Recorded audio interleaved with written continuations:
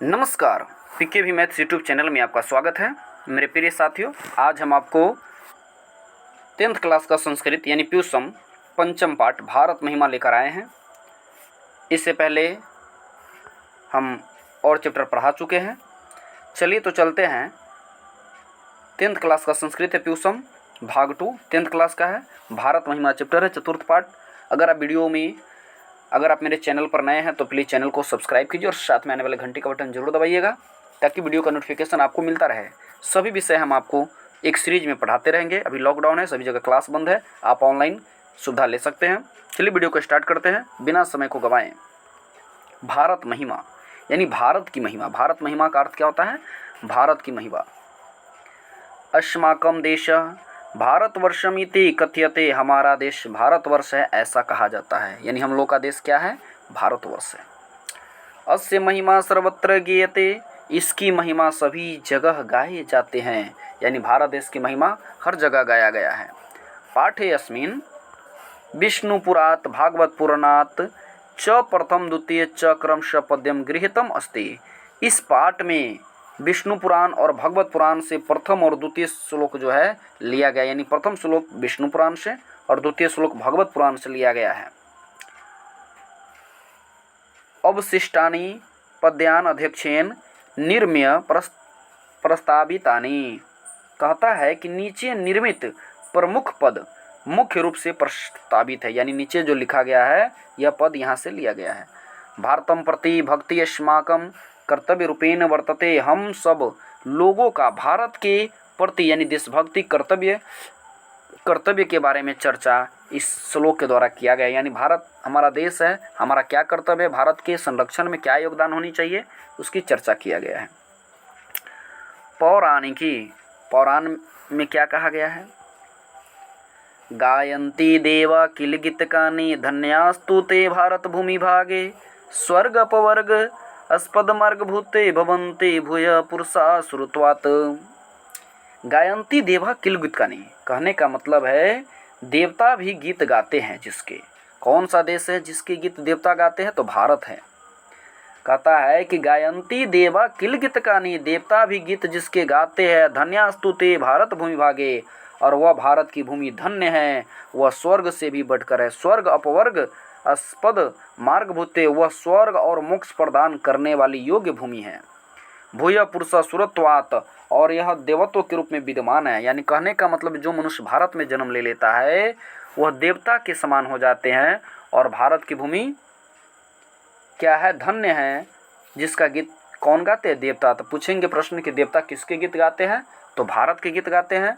और भारत की भूमि किससे बढ़कर है? तो स्वर्ग से बढ़कर है।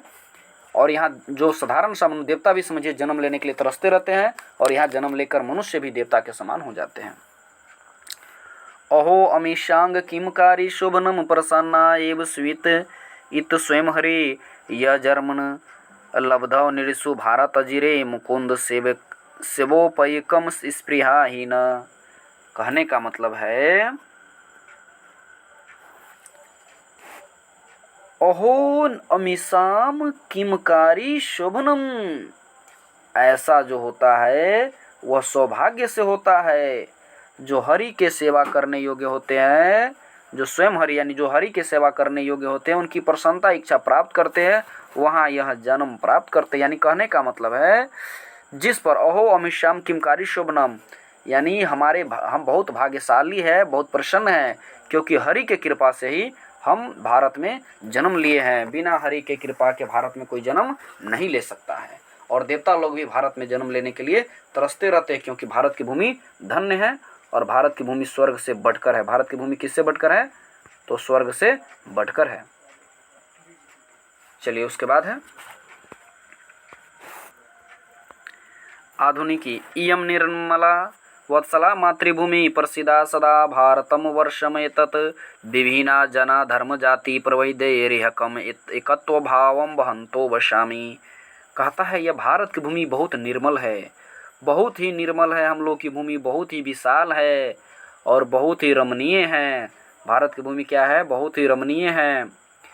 और प्रसिद्धा सदा भारतम वर्षमेतत्, और भारत के वर्ष के रूप में यह प्रसिद्ध है और यहाँ विभिन्न धर्म के लोग, विभिन्न जाति के लोग एकत्व भाव मिलकर रहते हैं, यानी कहने का मतलब है आपसी भाईचारा बनाकर रहते हैं। हिंदू मुस्लिम सिख ईसाई आपस में है भाई भाई के हिसाब से रहते हैं। कहने का मतलब हो गया यम निर्मला वत्सला मातृभूमि, यह जो भूमि है क्या है, निर्मल है, वत्सल है, ममतामयी है और प्रसिद्धा सदा भारतम और समेत, यह भारतवर्ष के रूप में पूरी दुनिया में विख्यात है।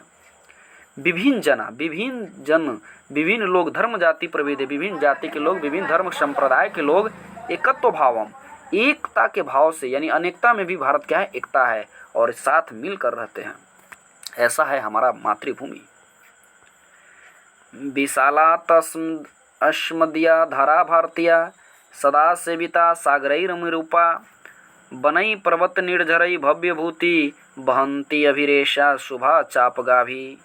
कहने का मतलब है हम लोगों की भारत की भूमि विशाल है। पूछेगा भारत की भूमि कैसी है, तो विशाल है, विशाल धारा है।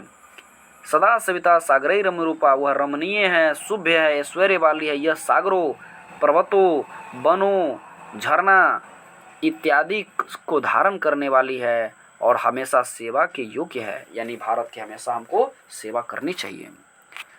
फिर से एक बार देख लीजिए, भारत की भूमि कैसी है, तो विशाल है। पूछे कि किस देश की भूमि विशाल है, तो भारत की।